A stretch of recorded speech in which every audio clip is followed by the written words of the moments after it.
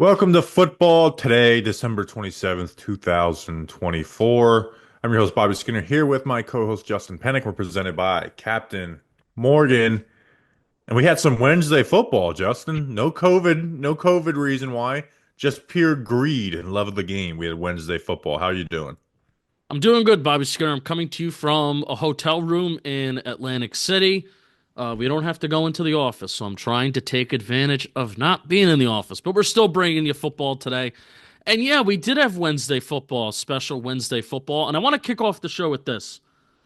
I really like to view the NFL from two different lenses. Because obviously, we have our team and the Giants, and we watch them no matter what, even if they're good or bad, and mostly they're bad, right? But I like to watch the NFL kind of in two different lenses. As like a fan, like I have players that I root for, teams that I kind of like the storylines and vibes. But I also like to watch the NFL as a consumer, because that's kind of like what we all are. And I'm kind of harsh on the NFL in terms of the product that it gives us. What did you think about the product, whether it was the quality of the game obviously wasn't good, but even the Netflix broadcasts, like it was so different and so unique. What did you think of it on that wonderful Wednesday doubleheader? So I actually thought the Netflix, maybe it's because I had low expectations for Netflix because I think every event they've done has been a little like they do too much when it's like we don't need 70 different personalities on this Mike Tyson Logan Paul thing. And then the Tyson Paul thing, the streaming was terrible, right? So it was like just don't have terrible streaming for this. We look back at other events that they've done live, and I'm like, this is just too much. Even like the Brady roast, like this shouldn't be 3 hours. There's a reason why they pre-tape these and then edit them. Um, but I actually thought they did a good job. Like I thought the three-man booth of Burleson and JJ Watt was pretty good. They were enjoyable to listen to. Noah Eagles, obviously, Iron Eagle's son is up and coming, and then Greg Olson's good. So I thought the teams were good. Their studio shows. I thought the studio show and having Brett Kirscher, what's the guy's name? Yeah, The he's comedian the who takes shirtless the shirt comedian. off. Yeah, we saw him he's like in Daytona with us. Like I thought they were gonna go too over the top and try and but it was kind of simple. They did a nice little Shane Gillis shit with JJ Watt that was, pretty funny from the Tires show. And then the studio show was what every studio show was, a host, a couple athletes. They had Mina Kimes on there, which my favorite part was I can't remember if it was halftime of whatever. And Mina Kimes, like you could tell, like she worked her ass off for this, and she's like, extension of the run game, all this Yeah. stuff. Then they go to RG3. He's like, oh, I know them Ravens in the locker room going, and Manti Te'o high fives. And I'm like, see that's what a studio halftime show is supposed to be. But I actually thought Netflix did a really good job. But your issue with Wednesday football, I agree with. It's unbelievable. The fact that we've gotten to the point where we normalize Thursday night football so much is crazy. Wednesday football is even more nuts, where it's like, all right, well, you just play on a short week next week, the week before, play on Saturday, so you can do the Thursday night football the next week. It's just you're not able to practice and prepare, and these are like really important games. Like Yeah. these two, like the Steelers Chiefs game basically decided the AFC North champion and the number one seed in the AFC. Yeah. Yeah. So I agree with you from the Netflix standpoint. I actually enjoyed that they were talking ball, and it's like, oh well, look at the motion rates here, and this is how this team can win, and it's not just, oh yeah, Jim, they gotta establish the run and play with the lead, and then you go play action off. No, they were talking ball, and it was some cool stats and stuff that normally you don't hear from broadcasts like that, or even pregame shows. Broadcasts you'll hear it, but pregame shows they usually never talk about that kind of stuff. A little critique. I didn't love the score bug, and this is how I view it. I I think did like the score bug actually. I liked it, but it was too big. I wish it was, instead of it being rounded on the sides, I wish it was more flat and smaller. And then also, Bobby, close your ears. I wish it had a little bit more of a holiday flair to it. Like, remember the Fox ones growing up where they had the Christmas lights?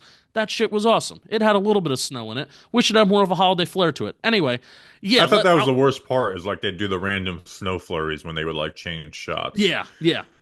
And, Um, and and they th also they also did a good job of replays too. I want to say, like, I'm constantly well, part of the reason why I love going to stadiums is because they usually will show a replay after every snap. Like 75, 80% of the time, they're showing a replay at the stadium, which normally on broadcasts, they're not showing replays after every play. And I thought they The did a good big job of games they showing do. replays. It's just when you're watching like whatever shitty game at 1 o'clock on Fox, they're not going to show a bunch of replays. So Right. like, but it had big game feel. Um, and they got lucky that all of these opponents were relevant at the time too. What do you think about like getting back to three-man booths? Because you used to have them, right? Like Buck, Aikman, and Collinsworth were a three-man booth. The only issue is I think all the three-man booths that we have had in the last 10 to 15 years have been terrible. Remember Tony Kornheiser was on it with Jaws and who else was the other one they had with Jaws and Tony Kornheiser? I think you got to get people that mesh and vibe, and Yeah. not just all The- right, big name, big name, big name.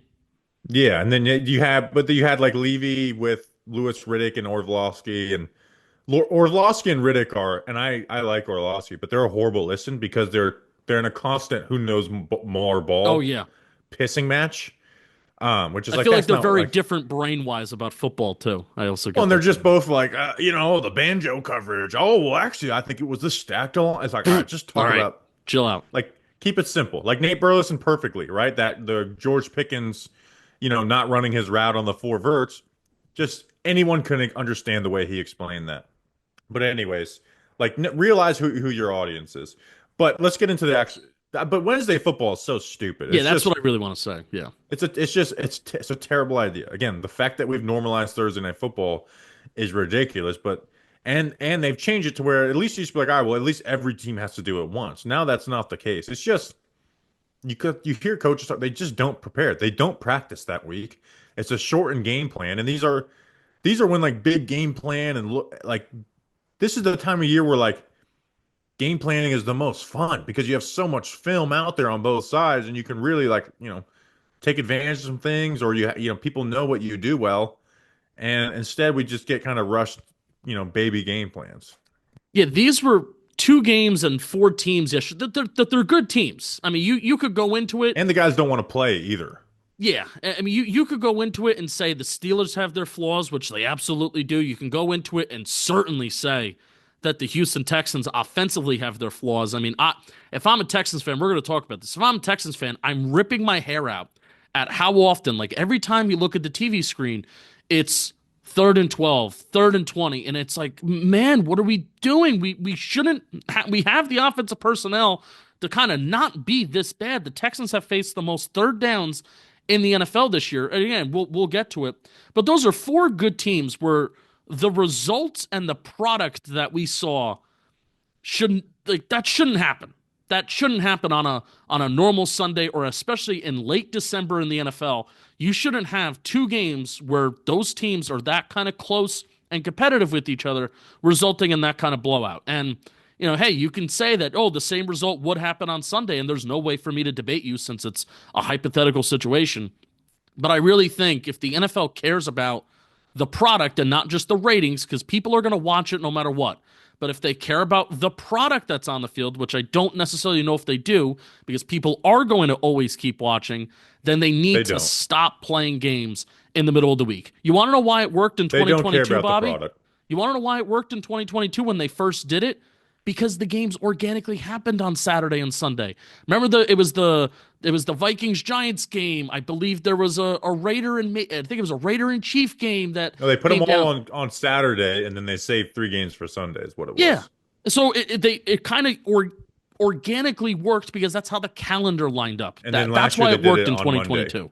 And then So last year they did a triple header on Monday. So like you said, it's times where they like Monday, that's an extra day of preparation for that yeah, one. cool.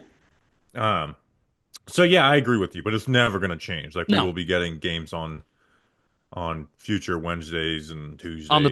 25th every year. Yeah, on the 25th of the last month of the year every year. Yeah. So that's what we're gonna be. But let's talk about the games, Justin. The Chiefs wrapped up the 1 seed with a 29-10 victory over the Steelers. The Steelers, with their loss and the Ravens win, have given up the AFC North division lead and what I think will end up being the AFC North title. I think the Chiefs are the bigger storyline in this. Like, they're gonna go. They are the most. I think they're the most likely team to go to the Super Bowl out of all the teams in the NFL because the Lions, as much as I love them, that defense worries me. I'm still staying on the Lions bandwagon and saying they're gonna win the Super Bowl, but that defense worries me. And they don't have the number one seed locked up. They can lose the number one seed, Yeah. and that makes their life a lot more difficult. The Chiefs have the number one seed, Justin. They are going to be playing one of the Texans, Steelers, Chargers, or Broncos in the second round. I think they've beat the Texans and Steelers the last 2 weeks pretty handedly. The Chargers and Broncos played them kind of tough, but has also 3-0 against those teams with one more game against the Broncos. And that puts them in the AFC Championship, most likely against the Ravens or the Bills. And they've owned the Bills in the playoffs, despite the fact that the Bills keep winning in the regular season at home. Like they're likely going again, and I think they're getting into a better groove. Xavier Worthy is starting to be used in a more optimal way, getting him more free releases, putting him in the slot more. Instead, where early on it was just like reverse, and then we're going to throw you the ball 50 yards down the field, and that's it. They're starting to use him. Hollywood Brown coming back has Yep. made them a little more Huge. effective. They now have like Kelsey's starting to heat up. yeah, which we always knew. Kelsey, even if he doesn't look that great in the regular season, once the playoffs come around, that mind is just above every other skill player in the NFL. And him and Patrick Mahomes are just on a different page compared to basically anything we've seen in the NFL, since, I don't even know when. Probably Peyton and Marvin Harrison or some shit. Um, or, Jason Witten and Tony Romo. But more so than those two guys, obviously. So I just I picked Chiefs Bills or Chiefs Lions before the season. I feel very confident in the Chiefs part of this. Yeah, I don't know. Obviously, the Ravens can and the Bills can. What team is going to put together four good quarters to beat the Chiefs? I feel like you got to score 30 points against them. That's like, in my head, it's a race to 30 points. Because that's what I think is required, but against a really good defense in the Kansas City Chiefs and Steve Spags in the playoffs, that is always going to bring something different. George Karlaftis is having a great year. Also, didn't they do this yesterday? They did Without their best player. without Chris Jones. They did it all without Chris Jones, which is crazy. And Russell Wilson had a 51% success rate on throwing a deep ball and those moon balls that Russell Wilson throws, right? Where he kind of just gets that ball and he gets rid of it within 2.5 seconds or less, but it's a 20-plus yard air throw to either Calvin Austin or George Pickens, and they shut it down. Shut it absolutely down, and that's without, like you said, their best player in Chris Jones, which usually opens kind of everybody else up on that defense too, and they were still able to get after Russ and things like that. So I honestly think when you're facing this Chiefs team, it's a race to if you can get to 30 points. If you can get to 30. Yeah, and even then, like you can see them. I know that the Chiefs haven't scored 30. It's very funny. They got 29 points yesterday. Like the Chiefs are the best at grinding out what they need. They just are. Now they've had a couple lucky moments this year. The Raiders, whatever happened at the end of that game. A blocked field goal is not lucky, but it's not high variance. They're just like I trust them more than any team in the AFC. I trust Patrick Mahomes obviously more than any of the other quarterbacks. Like we still have questions about Lamar, what happens in the playoffs. Josh Allen's been really good in the playoffs, but he has not been able to beat Patrick Mahomes and the Kansas City Chiefs. And last year was the year, right? The Bills were better, the Chiefs were worse. The Bills are not as good as what they were last year, and then even though their record is, and the Chiefs are, in my opinion, offensively a lot better than what they were last year, even though it may not look like it. So I think it's going to get better. Like you said, Hollywood Brown, DeAndre Hopkins, and now that kind of opens up Worthy. Kelsey, obviously I thought the broadcast did a good job of talking about this, about how Kelsey's yak, it's just going to be limited. He's not moving the same like he did even like 2 years ago. But, you mentioned his mind and just him getting open, has that chemistry with Mahomes, it's going to happen. And, dude, Mahomes averaged his quickest time to throw the season, 2.34 seconds. And it was the second quickest of his career against the Steelers. And he was still kind of, it wasn't slinging it down the field, but still, like the spray chart's diverse. It's kind of all over the field. And you saw early in the game, he threw that deep ball down to I forget who. Well, it was Justin Watson. Threw that deep ball to Justin Watson. It's like, yeah, they can they can kind of just do that, man. So Mahomes is getting rid of it quick. TJ Watt, first time in a game since like 2023, the middle of the season in 2023, where TJ Watt doesn't register a single pressure. You want to know why? Because Mahomes is getting rid of it in almost two and a quarter seconds. That's crazy. And to complete such a high percentage of your passes like that, throwing it to all these different receivers. Again, what team is going to put together 4 quarters? Are you confident? What team are you confident in that can put together 4 quarters to beat these guys? Right. Right. Anything from the Steelers, the three straight losses against the Eagles, Ravens, and now Chiefs, all good teams that they've lost to. But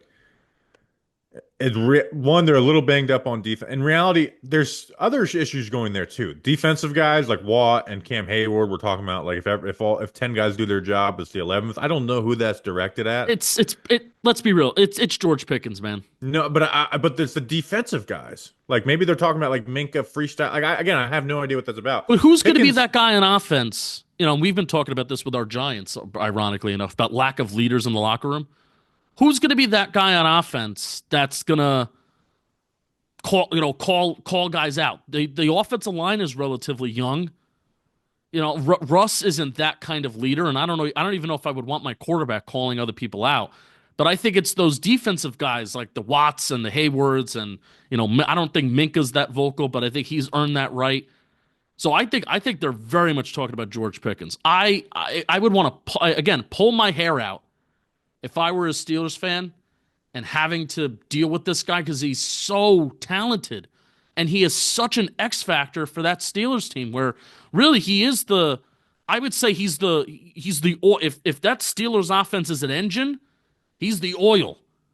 And it's necessary for an engine to run when you got to get that synthetic oil in there, right? I think he's the oil to that engine of that offense where he's just so necessary and imperative to everything that they do. But if he's basically almost costing them that interception, is that your interpretation of that play too? yeah, I mean, I think Russ needs to check on that safety before he makes the throw, and he doesn't.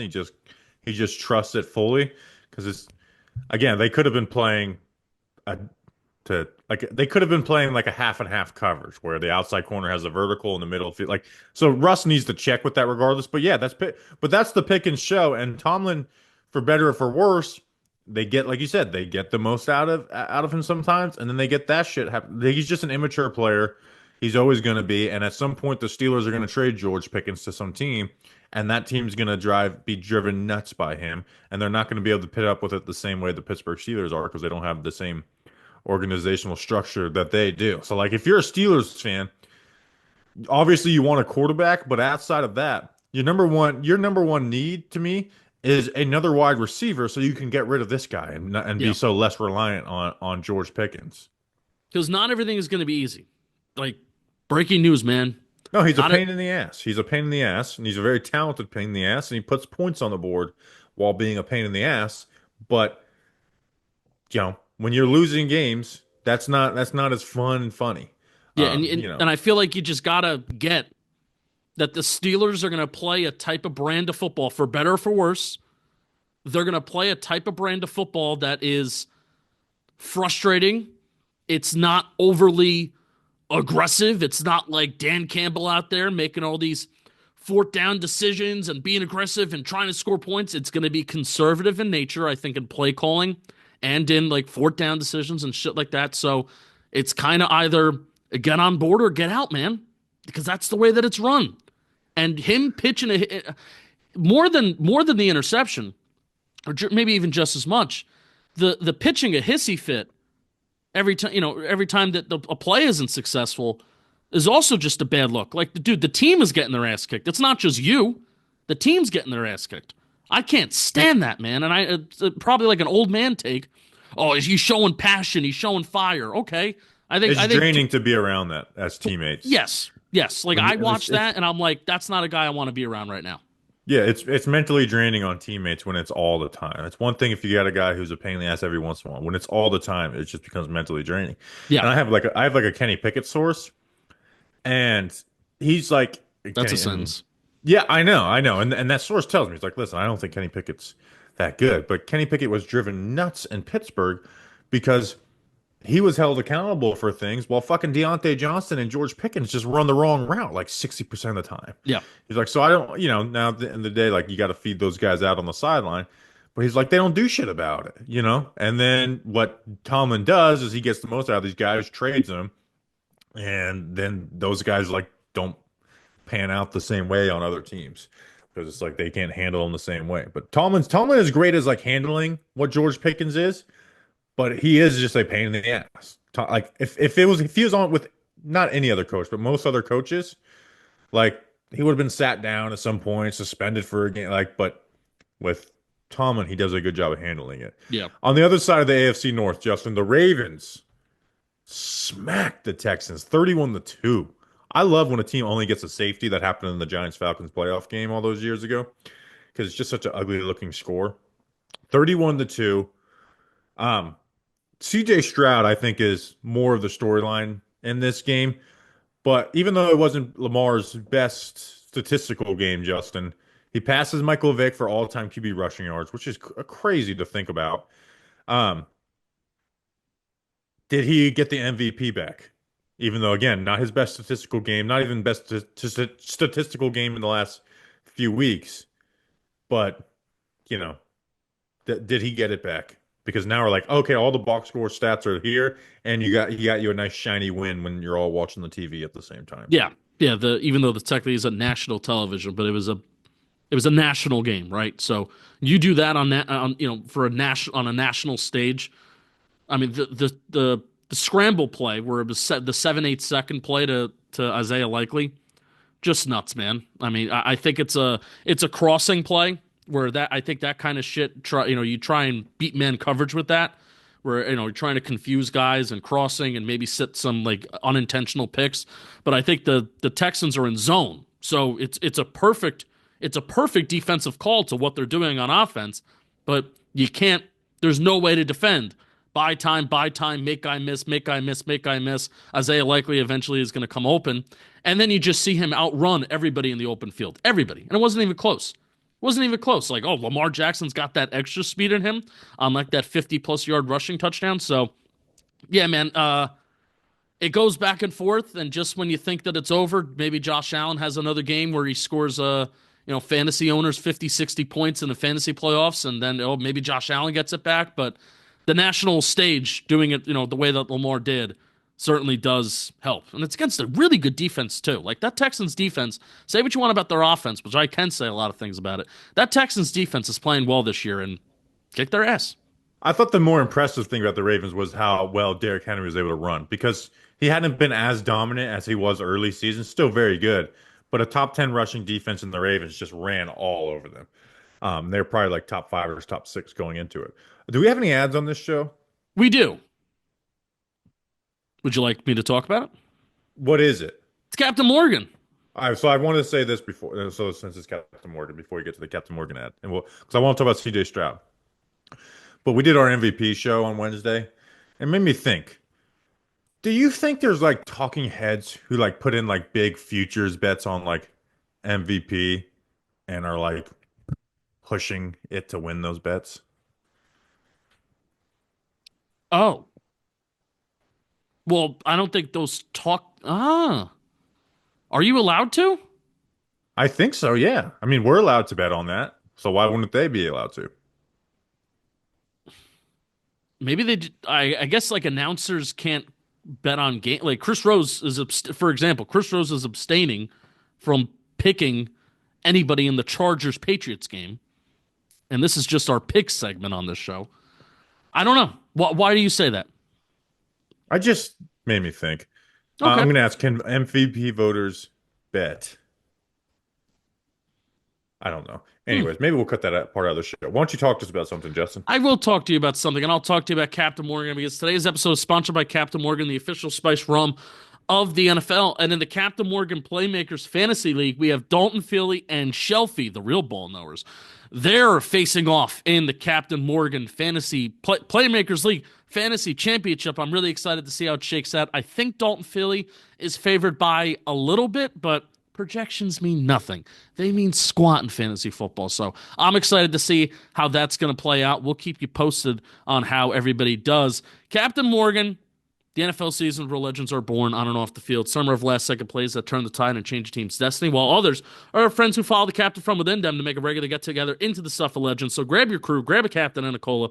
Make it a story to remember, because legends start when you follow the captain. Visit followthecaptain.com for more. Please drink responsibly. Captain Morgan Original Spice Rum, 35% alcohol by volume. Captain Morgan Rum Company in New York, New York. You will be glad you did. Thank you to Captain You'd be Morgan. glad you did. Let's talk about CJ Stroud, because I don't want to judge him off of this one game where he was just horribly and like he was just missing throw after throw. But we're not going to judge him off one game. I'm going to go CJ Stroud rookie year versus this season, Justin. Yards per game, 1st to 17th. Touchdown rate, 12th to 27th. Interception rate, 1st to 20th. Yards per attempt, 3rd to 21st. I was not expecting, even if you said he'd have a sophomore slump, Justin, to fall off by that margin in some of those key statistical categories. Last year he had the best deep passing season ever as a rookie, right? Not as a rookie, just a best deep passing season ever. So it's like, okay, well, that's not gonna that just can't happen again, right? But how will he be in those categories? Well, he's dropped more than what you'd want. He's now 32nd in deep completion rate. He has the most interceptions on deep passes this year, where he had 0 last year. His attempt rate is the exact same, but instead of having 9 touchdowns, 0 interceptions, he has 4 touchdowns and 6 interceptions, and barely half as many as the completions. Justin, are you hashtag worried about CJ Stroud? No. CJ Stroud, in terms of his career trajectory, no. Here's why. I think the Texans shortcutted, and this isn't a bad thing. I think they maybe just shortcutted their rebuild a little bit. That offensive line still needs work, and that running game needs to get better. And I think this is a little bit of maybe we overrated Bobby Slowick a little bit, where even last year they were pedestrian on early downs. And CJ Stroud on 3rd down just saved him, man. Just saved him with awesome throws. And that's where they were being aggressive. And, we had a smart guy like Nate Tice come on the show over the summer and was kind of like, well, that's a little bit of the design. That's a little bit of the design of the Shanahan thinking tree of, even if the running game isn't overly efficient, well, we got to do it. We got to do it because it's going to unlock the passing game. And I'm like, yeah, all right. I buy into it. It worked. It's not working this year, man. It's not working. The Texans on 1st and 2nd down, and this is coming into this pass game, so it's going to be even worse, I think. Texans EPA per play on 1st and 2nd down is 27th in the league. Their first down percentage on 1st and 2nd down was 28th, and their yards per play was 20th. The Texans haven't had an average to-go distance of 8 yards on 3rd down this year. That's the 2nd highest in the NFL. Stroud is sacked 25 times on 3rd down. That was the 3rd most in the NFL. And coming into this week, the Texans had a total of 235 plays on 3rd down. That's the most in the NFL. And they just so turned out to be facing the Ravens, who had 184 plays on 3rd down, the least amount in the NFL. I think this season, I'm not watching every Houston Texans game, so I can't tell you, player by player performance, but I think this season is defined for the Houston Texans on they cannot do anything productive on 1st and 2nd down. And even in the early part of the season, they're relying on C.J. Stroud to do magic stuff on 3rd down. He did it for a period of time, and Nico Collins was awesome at an early part in the year. It is not the same efficiency. It's not working the same way now. They need to find a way between their offensive line. I don't think that offensive line outside of Laramie Tunsil is very good. I think they kind of have this revolving door at guard. So they kind of got to get the rest of their offense figured out. This is still heading into last year, we thought that this was going to be like a rebuilding team, and they still need work on their roster. So I think that's what the Texans kind of have to do this year, kind of rebuild, especially that offensive line in the offseason. I think losing Diggs hurt quite a bit, who they were using in the slot. Tank Dell obviously hurts, but I think Diggs hurt a lot more for them. Last year, like you mentioned, going into last year, what made Stroud so special is he has the best deep passing season of all time. The offensive line stinks, and even Laramie Tunsil was injured a little bit last year. Yeah. Um, you know, uh, you know, And then, like you mentioned, like they are on third and long, so it's like, oh, that's awesome. Maybe it'll get a little easier for CJ Stroud in year two. And like you Got said, it's just worse. been, yeah, it's if it's anything, it's been more difficult for him. So we'll see. Like I think playoff performance matters for him. He's going to have a home playoff game against, one of the Steelers, Chargers, or Broncos, most likely. Um, the expectation should still be, I think, for him to win that playoff game. If they're playing the Steelers, I expect CJ Stroud to be able to win that game. If they're playing the Chargers, I think Justin Herbert is a better quarterback right now, but that Chargers team is depleted. Like as much as I love them, I don't know if they're a playoff contender. And then the Broncos, like I kind of expect the Broncos to win that game, but if CJ Stroud is who we think he is, he should win that game. Yeah. But I'm we'll picking see. any team that faces the Texans to win. All right. All Yeah. right, let's do you ready for game picks? I'm ready for game picks and quick picks. Come in, fellas. Quick Come in, picks. fellas. Wrapping up football today. Um, yeah, Charge let's do game picks. I have a standings update for you. Do you want to hear it? No. No? Okay. No, you could say I don't want to personally hear it because I suck, but Yeah, you did we can very hear it. bad last week. You went 6 for 14 last week. I went 10 for 14, which is around what I've been going. Chris Rose, best single week performance of the season, 12 for 14. Thank you to Rich Blanc, our associate producer, for compiling these stats. And our season totals, I have a winning percentage of 62.5. Chris Rose, 57.4%, and you're down to 54.1%. Now, Dalton Philly's winning percentage is a lot higher than all of us. So how do you like that? No, no one knows who he is, so how does he like that? How about you like that, Dalton? Um, Chargers at Patriots, Yeah. Saturday, 1 o'clock. Who do you got?